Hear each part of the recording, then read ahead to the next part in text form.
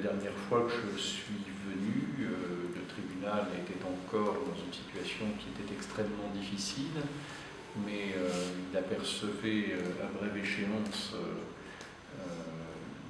la sortie de ces difficultés, puisque c'est à ce moment-là qu'on a créé, à la fin de 2008, le tribunal administratif de Toulon, qui a repris tout le contentieux du Var.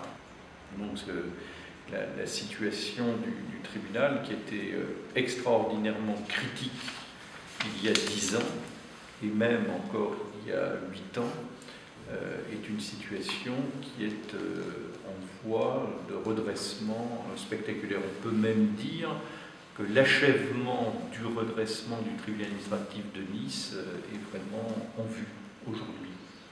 Avec un contentieux qui, dans les Alpes-Maritimes, est assez représentatif en réalité des contentieux nationaux.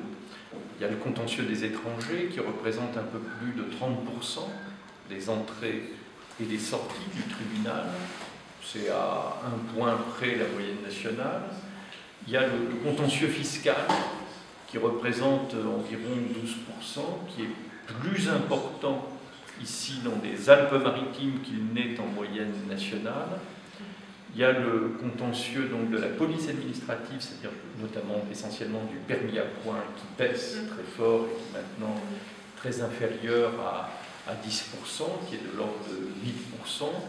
Le contentieux de la fonction publique qui est également un peu inférieur à 10%, qui est lui légèrement inférieur à la moyenne nationale.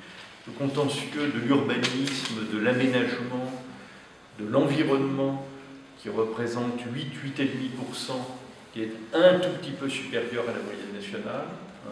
Et puis après, toute une série de contentieux plus minimes en volume, les marchés publics, délégation de services publics, 3%, les travaux publics, c'est quelque chose comme 3,5% ici, le contentieux du logement, c'est-à-dire le DALO, et puis aussi c'est l'allocation de logement, qui représente de 2,5%, etc. Le contentieux du travail, notamment le contentieux d'inscription sur les listes des demandeurs d'emploi, les licenciements des salariés protégés, qui représentent également 2 points à peu près. Ce qui est en tout cas très frappant, c'est quand même les faibles écarts qui existent entre le ressort des Alpes-Maritimes, un peu plus d'1 million d'habitants, et le contentieux national.